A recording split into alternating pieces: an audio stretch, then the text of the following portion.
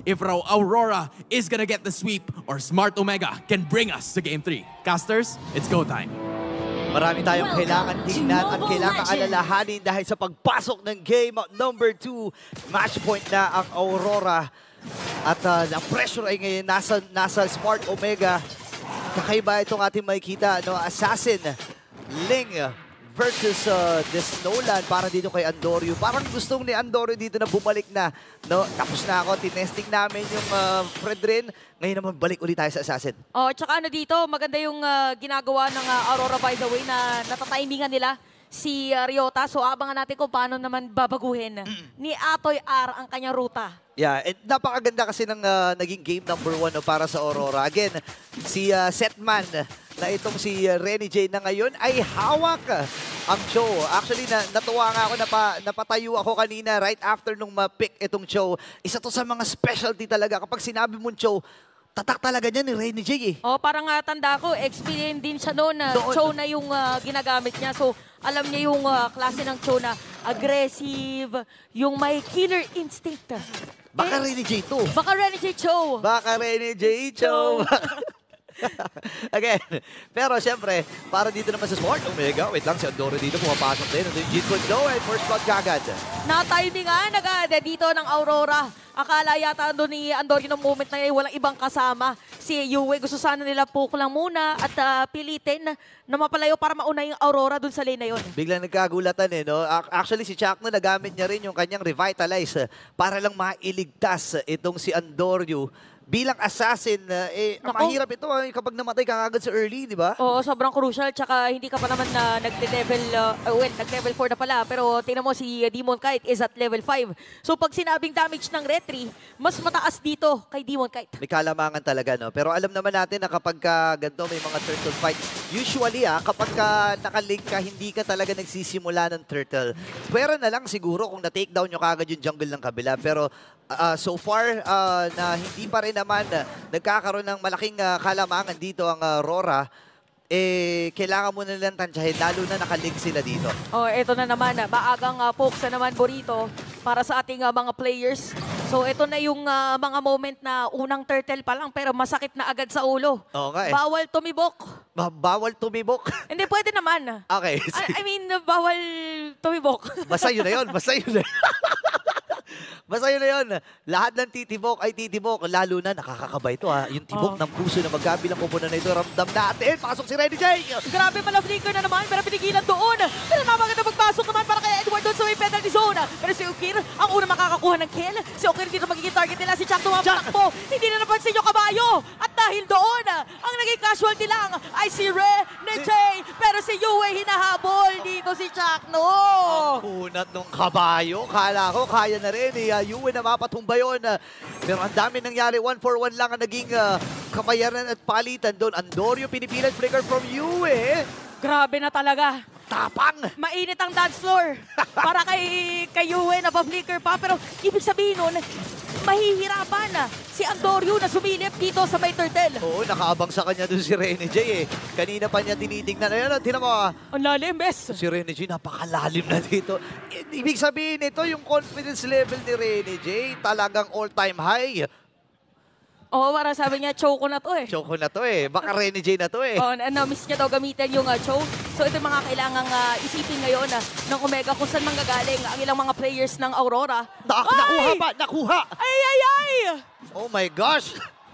Anong tawag natin sa play na yun? Hindi yun likod gaming eh. Hindi eh. Basta, hindi ko na rin ma-explain eh. Pero ang galing ng instinct dito ni Doming. Para bang may ano siya dun. May mata siya dun sa may purple buff eh. Oh, parang nakita niyo ba yung pagkakakuha ng purple buff na yun? Very mindful, very classy, very demure. Ay, grabe naman lang yun. eh. Okay. Napasilip lang bigla eh. Pero wait lang sa may middle lane gagamit lang dito ng konting zone ng side ng Omega. Pero hindi naman nila ipipilit na magkaroon ng team fight. Oo, ngayon atras muna sila. Pero so far, so good para dito sa Aurora. 1K ang kanilang gold lead. Pero pupunta nila yung top lane na pa-out na rin.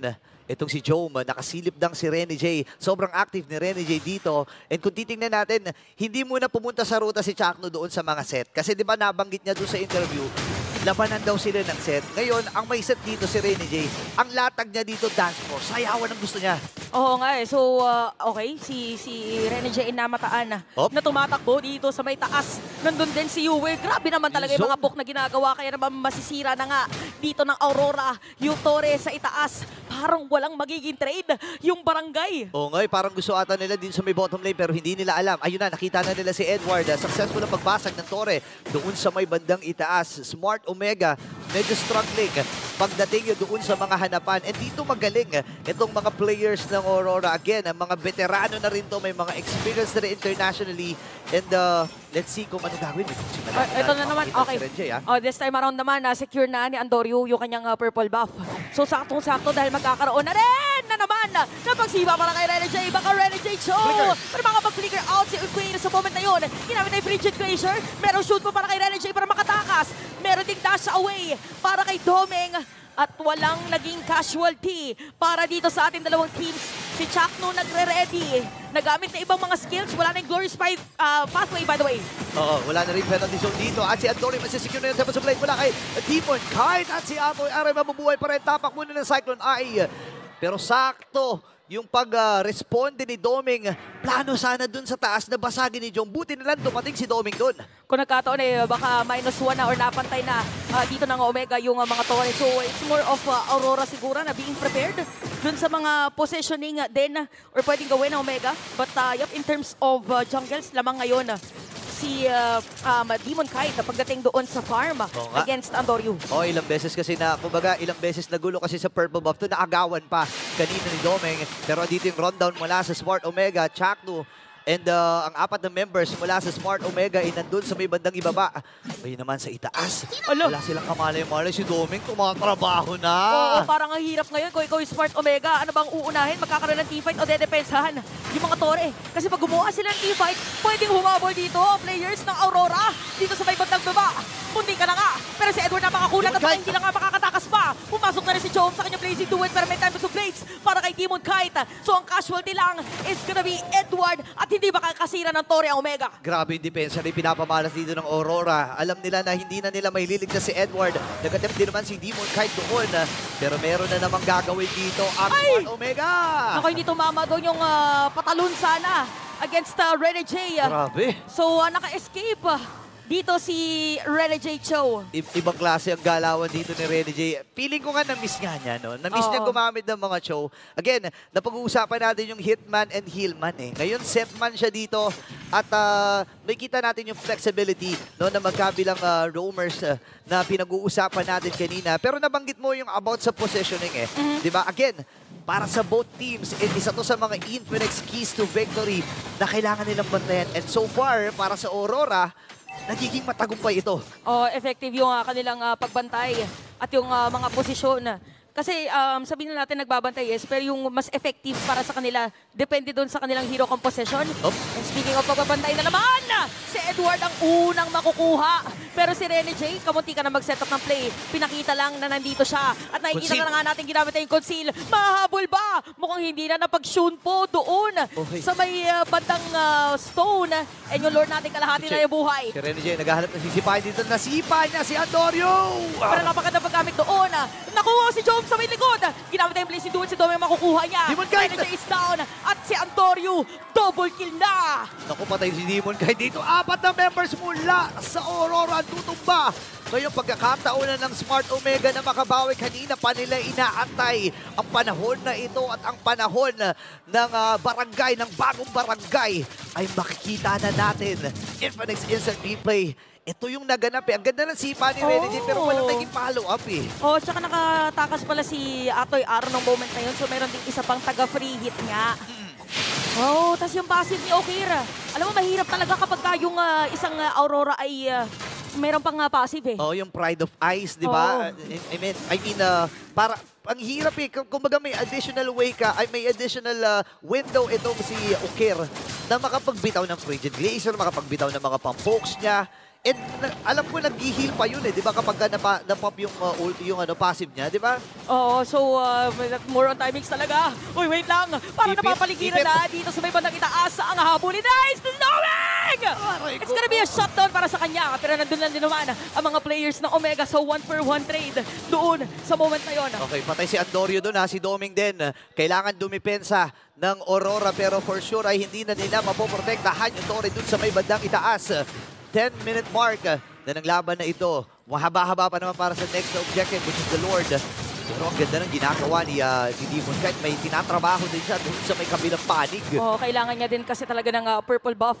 So dito sa ating game, so halos pantay lang din yung ating mga marksman. And for Omega, nag-aantay lang pala sila ng isang mabilis na tigidig para dito kay Chuck mo kanina. At sila na ngayon lamang para sa ating game. Oo nga, hindi pa nga natin nakikita yung Chuck attack di ba? Oh, wala pang Chuck attack Wala pang Chuck attack Mamaya pa natin ata makikita yan Pero again, nakita na rin natin natutukan din kanina itong si Okir na may glowing wand kasabay nitong Blood Wings. Kaya yung extra shield kasi yan yung maganda and alam mo naman kapag wala kang pandash, wala kang pantakas, importante yan kasi mabilis lang naman mag-replenish yan Parang 6 seconds pag di ka tinatamaan, balik kagad uli yung shield mo O kaya siguro parang okay lang sa kanya na siya yung magsilbing bait na rin minsan sa team fight. So ngayon para sa side ng Omega, nasira na nila lahat ng mga second tier turret against Aurora and 11 minutes pa lang. Pero ganoon na agad yung kanilang nagawa against the other team. Now for Aurora naman, ang maganda doon is nakauna si Doming pala kanina sa taas. So at least yung minion wave, pwede nang paangatin anytime. Oo, ngayon si Jackto nakasilip din. Nag-aantay siya. Available yung kanyang glorious pathway. Pero kasi nagmamatsyag na rin itong si Andorio. Kasi alam niya na any moment pwedeng maghanap itong si Demon Kite at pumunta doon sa purple buff. Kaya ang ginagawa ni Andorio, kapag nag-attempt naman ito si Demon Kite na umagaw ng purple, pwede niyang i-burst ng mabilisan. Oh, so tingnan natin kung sisilip ba at tinatry dito ng Aurora na securean ng purple buff si Demon Kite. Mukhang hindi na narinig na naman natin yung conceal. Merong mga malalaking hero na tumatakbo at nakita natin si Rene J na nandito. So even the players of Aurora ay nakaabang lang din sa kung ano nga ba talagang gustong gawin ng barangay. Maganda no, nilagay nila si Doming doon sa kabilang side, doon sa may walang Lord na lane no. Again, mabilis lang naman din makakabalik or makakapunta doon sa mga magiging team fight itong si Doming. Kaya lang hanggat hindi mo kasi nakikita yung kalaban, wag na wag kang magpapakita. Yan yung isa sa mga golden rule. Pero ngayon, unahin ata ni Ato na rito Naramdaman kung nasaan si Edward at masusungkit pa nga dito si Yuen. Ako pinipigilan na tumakas. Magkakaroon ng stun sa moment na yun. Jeet Kune Do ginamit na rin ni Rene J. Magti-TP out galing sa taas. Si Doming, ay hindi. Itutuloy niya yung pag-clear na minion wave pero hindi muna nagpakita na siya. Alam niya. Alam na din dito ng side ng Omega na nandun siya sa itaas. Alam na, kailangang pumunta ni Joe. Mapipilitan itong si Joe pero si Sipa, hindi nakasipa si Rene J. Rene J is down. Tinamaan ng Spear of Destruction dito si Okira. Pero yun nga lang, delikado para pumasok dito kay Doming. Sinisimulan ngayon ng side ng Omega yung Lord. May kita siya ni Chakto at mukhang hindi na yata ipipilit dito na side ng Aurora pero si Yue magkakaroon ng paggamit doon ng mga skills and Barangay Omega ang makakasecure ng Lord. Alam na nila kumbaga nakita na nila to nakita na namin nung game number 1 yung mga ganyang atake Demon Kite. Alam naman natin na isa talaga sa mga player na gumagamit ng assassin. Hindi pa uso yung mga assassin, gumagamit na ng assassin yan Kaya alam mong sobrang comfortable niya pagdating sa isang linya. Pero kasi kapag ang dami mga nakabarikada sa'yo, di ba? Yung onward, yung Earth Shatter. Ang tagal kaya ng niyan. Ang tagal ng duration yan, di ba? Ramdam na ramdam mo yung effects pa. Kitang-kita mo na tumatalon yung hero mo. Ito, yung ating Lord ngayon, pwede nga tumalon dito sa gitna ng Aurora. Pero tinatry mag-clear na minion wave ni Demon Kite. Nakasalubong niya si Andorio dun sa may bandang baba. Okay, naalalayan nila. May kung na gagawin. Chakto dito. Naku, nakita na nga kagad. Ato Air, papasok na! Pero ginamit doon niya yung with the crown. Si Edward ay kumuti ka na. Pero si Ryota makukuha nila. Nabaliktad pa nga dito na side ng Aurora. Pero yung gitnang tore ng Aurora ay masisira na ng Omega. Okay. Guguba sila dito. Yung sakit na rin ng mga pokes mula kay Andorio. Mabilis na pagtunaw doon sa Earth. Pero si Rene J sabi niya, hindi ako papayag. Kailangan may masipa ako. Makakasipa pa siya. Hindi! Nakasipa siya pero namatay din bigla. Oo, medyo napalalim lang din nung moment na yon. So para sa side na Omega, pwede sa tumuloy. Ito na naman yung glorious pathway. Pero hindi muna daw a-attack, sabi ni Chuck. At si Edward! Sakto! Nalandingan ng ice dito ni Okira. Oh no, nilamig bigla yung init na dala ni Edward dito sa laban na ito. Game number 1, nakita natin yung effectiveness ng isang edit mula kay Edward. Pero Smart Omega naman ang nagpapakita ngayon. Atoy R, sabi niya, hindi ako nakapaglaro ng game 1 gusto ko maglaro ngayon. O kaya pala siya lagi na yung nauuna para dito sa Omega. Ang ganda sana nung stand doon. Si Joe kamuti ka na. Pero walang tagahabol yata para sa na Aurora. Walang flicker si Rene J. Pero Joe is gonna be down. Biglang dumating. Dito si Demon Kite. Si Yui makukuha na rin. Ginamit Glorious Pathway. Hindi nakasama yung mga Bieber rin. Smart Omega kaya double kill na. Para dito kay Demon Kite. Make it a triple kill. Kung kanina nakamainyak siya, aabutin pa ba ngayon si Antonio? Nakatatlo si Demon Kite dito. Pero may gusto gagawin. Andoryu with a kill. Shutdown para dito kay Andoryu. Akala ko nakangiti na yung Smiling Demon, kaya lang di niya namalayan. Meron pala paper sa kanya. Grabe, mata sa mata, pangil sa pangil. Para dito sa ating dalawang junglers. At napak-intense ng nangyayari ngayon. Akala natin si Demon Kite kanina nandito sa may bantang pwesto na to ng mapa. Pero biglang dumating doon sa may team fight ng Omega. Ramdam na ramdam eh. Yung mga fracture play mula dito kay Andoryu, kayang-kayang tumunaw. Even Edward, hindi, kumbaga, wala nang pakialam doon sa passive eh. Wala nang pakialam doon sa, yung passive ng isang, Teresla. Oo. Kahit yung kunat ay hindi na kinakaya, tumatagos na. So ngayon, 16 minute ng ating game.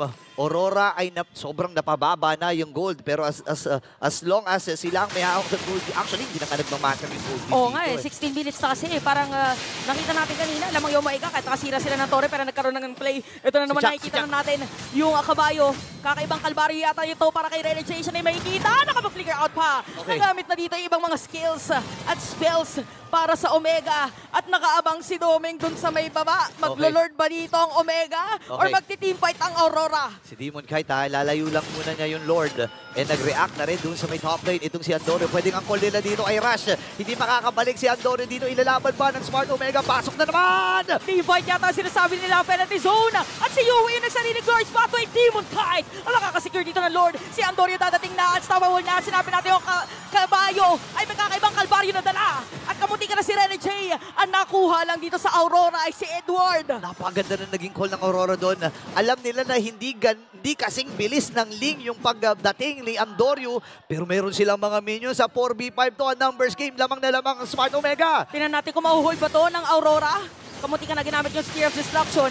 Si Yue gumawa na sarili niyang Glorious Pathway. At kita natin yun na ginamit na ni Jom yung kanyang blazing duet. Si Yue nga lang makukuha dito ni Okira. At si Rene J, si Demon Kite, at si Doming na lang ang natitira para dumepetsa. Ikakat nga ni Demon Kite. Ikakat dito kasi masakit na yung mga pa-pre-hit ni Doming. Saan pupunta yung Lord? Saan pupunta? Saan pupunta yung Lord? Atras, abante! Atras, abante! Saan na napunta yung Lord? Hinahanap natin ngayon kung saan napunta. Ginamit yung Tempest of Blades para ma-clear yung Minion Wave. Okay, sa may bandang ibaba pala siya pupunta kasi naisama nila doon sa may bandang gitna ko. Nailapag Si na rin Jom! yung Glorious Pathway. Si Jom may pinoprotektahan. Si Demon Kite, nakakaamoy ng Ito na dugo si Rene J. Demon Kite. Nakakaamoy ng dugo. Si Rene J nandito rin. Grabe, napayelo dito ni Okir. Si Rene J kaya nakapigilan. Doon, yung setup play sana na gagawin ng Aurora. Grabe, dami nangyayari sa laban na ito. Again, this is the star match of the evening. Actually, this week number 2. Kaya talaga mag-e-expect ka na all-out war. Bloodbath ang ating nakikita. Napaka-laki ng kalamangan ng Smart Omega in terms of kills. Pero kasi sa mga ganitong klaseng sitwasyon, 18-minute mark, pagandahan na lang ng setup ito. Paganda. Si Uwe nga, nagiging high-loss na rin eh. So parang bawal malito. Ayun, nakaredy na siguro yung mga yung mga Sunday ngayon, Kuya Borito. Bukas may pasok na ulit. Sa bagay. Tsaka, Paus na naman magre-report yung mga nanonood. Kakasigaw, no? Tsaka maganda kasi, kumbaga ang habol dito ng mga audience ngayon, game number 3 yun na, game number 3. Kasi nga naman, medyo rush hour po di ba? Rush hour, Uwian ng mga family ngayon eh. Naku, 8:39 na pala. Malapit na ang last trip papunta ng Binyan. Parang ikaw yun. Anyway, lamang pa rin naman in terms of gold dito ang Aurora. Ang ganda ng bawi nila no doon sa dalawang team fight na isinet dito ng Smart Omega.